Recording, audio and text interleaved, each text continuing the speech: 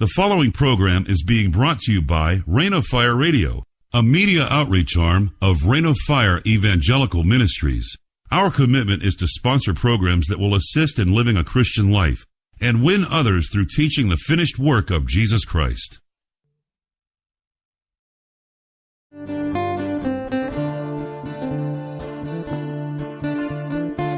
Welcome to Delivered or Deceived with your host, Rand Berkey. Rand is a former cult member who now educates people on the dangers of these types of groups, as well as people who would seek to exploit and terrorize others. Rand has devoted his life to providing assistance to those who have been hurt. No one wants to be led through the wilderness by a guide who has never been there. He has, and his desire is that you will find yourself delivered and not deceived.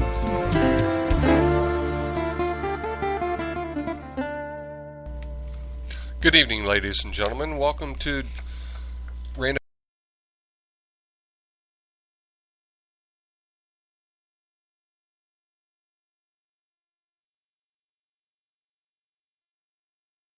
We like to start out by using one of the foundational scriptures of Reign of Fire Christian Ministries and Reign of Fire Radio.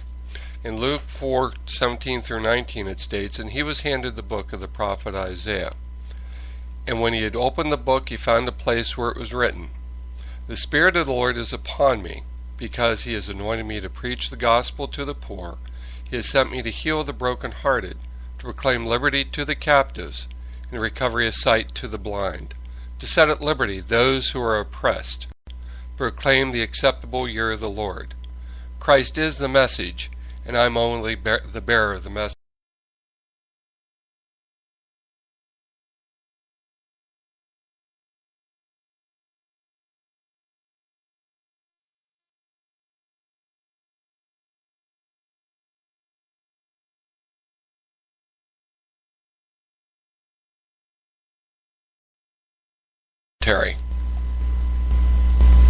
But first, a commentary.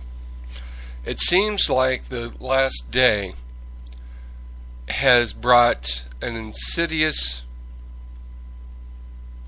it hasn't been brought, it has been with us for a number of years, an insidious nature of humankind that is appallable and hard to imagine.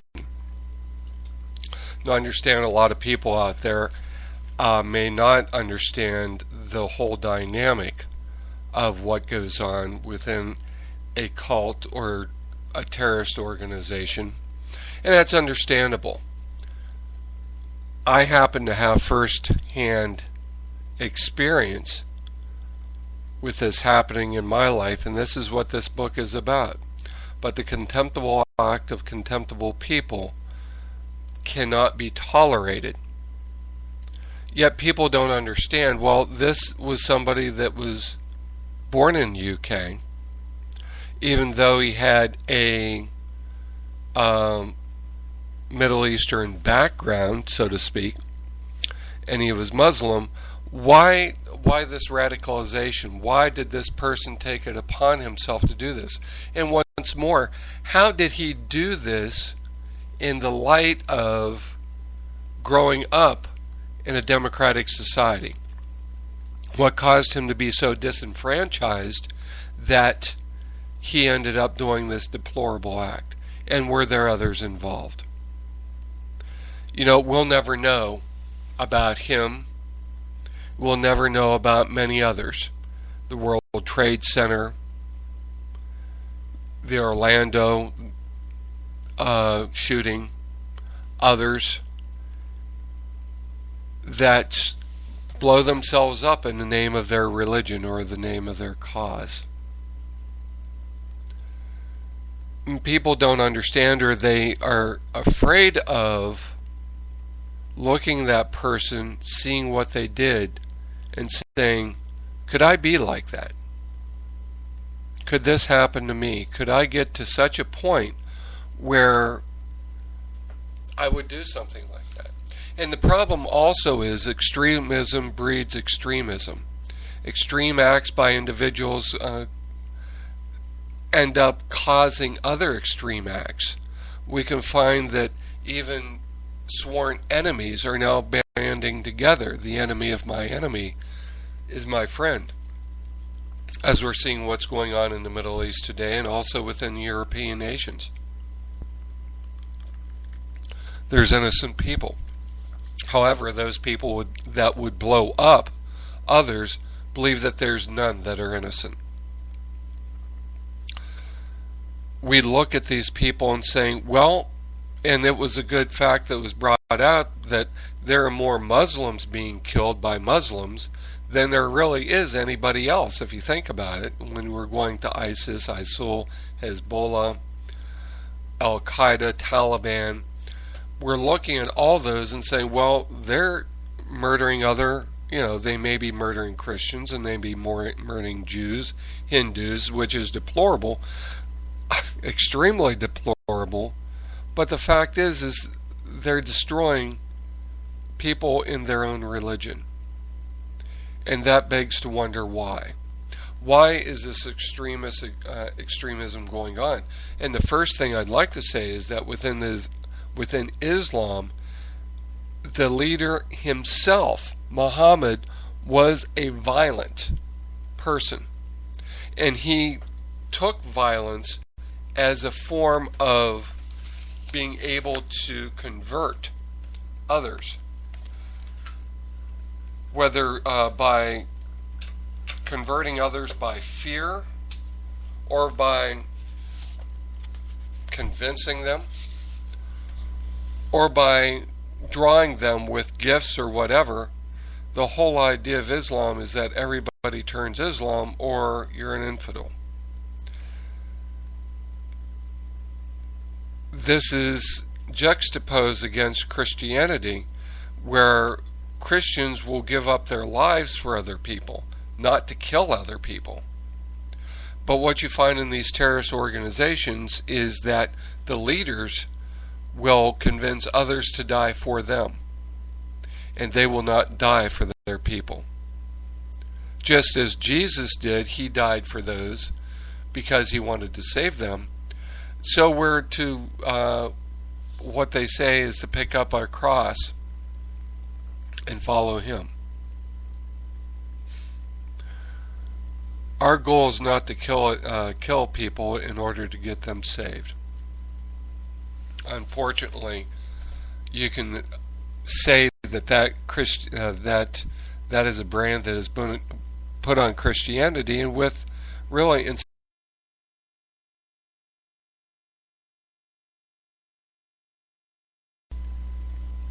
good reason. There's no need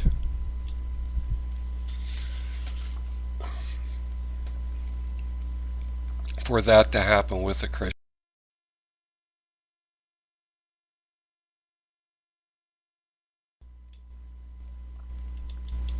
Within a democratic society,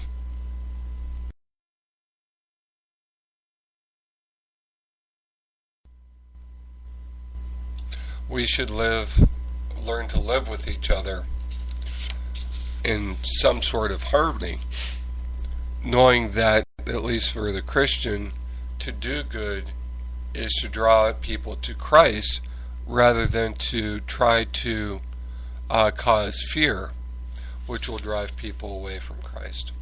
So what is it? Why is it that a person in a democratic society can become radical?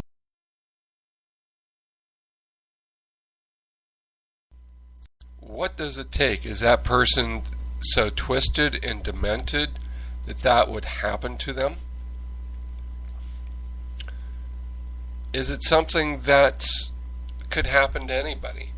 Or is it just a fanatic or a psychopath or sociopath that this can happen to? Unfortunately, influence and being influenced can happen to anyone at any time.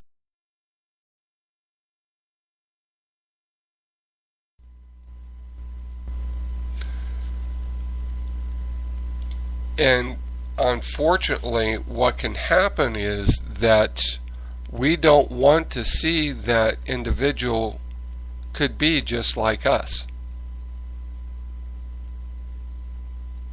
I'll say that again. We don't want to see that that individual could be just like us. Maybe this person was disenfranchised. Maybe he had a tough childhood. We don't know the particulars, at least of yet.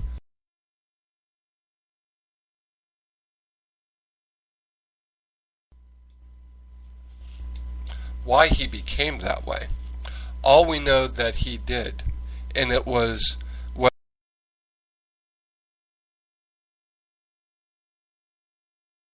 whether it was through the internet or whether it was through other means that happened. The fact is that it did. But what we'll be doing is, after I finish my book, or going into the second, the last part of the book, we'll be talking about some of those things that can happen for a person to become so indoctrinated that they'll not only take their lives but the lives of others.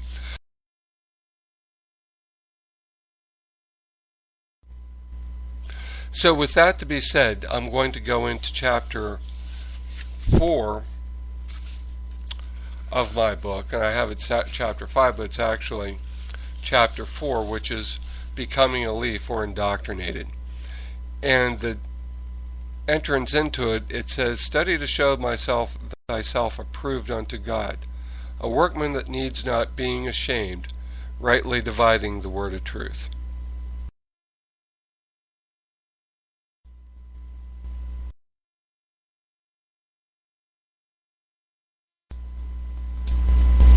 I had no idea what to expect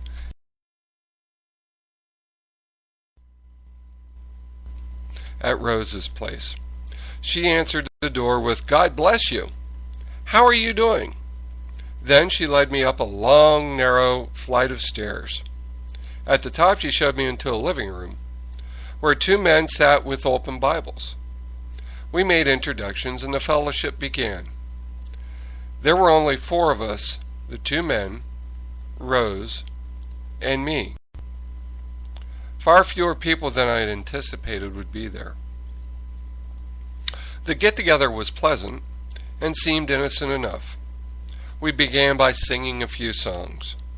We sang our hearts out without a worry about how we sounded.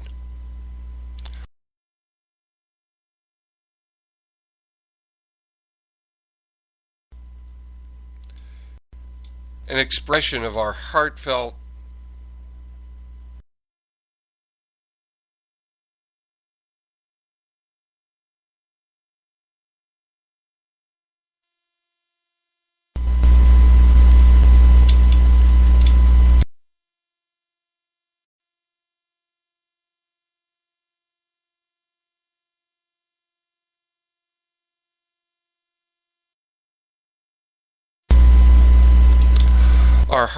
joy beyond measure.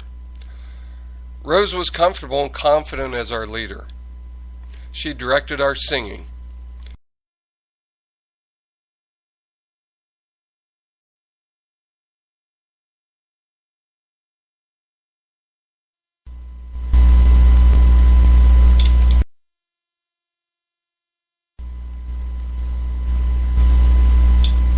Much as a choir director would do.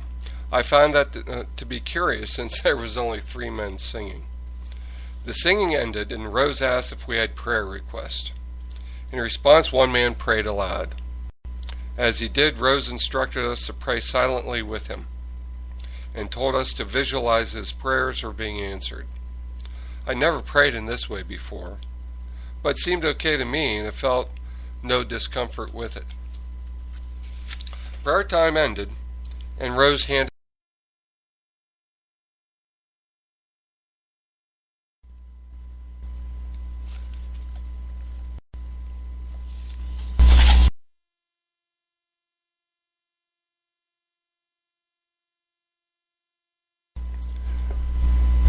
Ladies and gentlemen, I'm sorry I'm having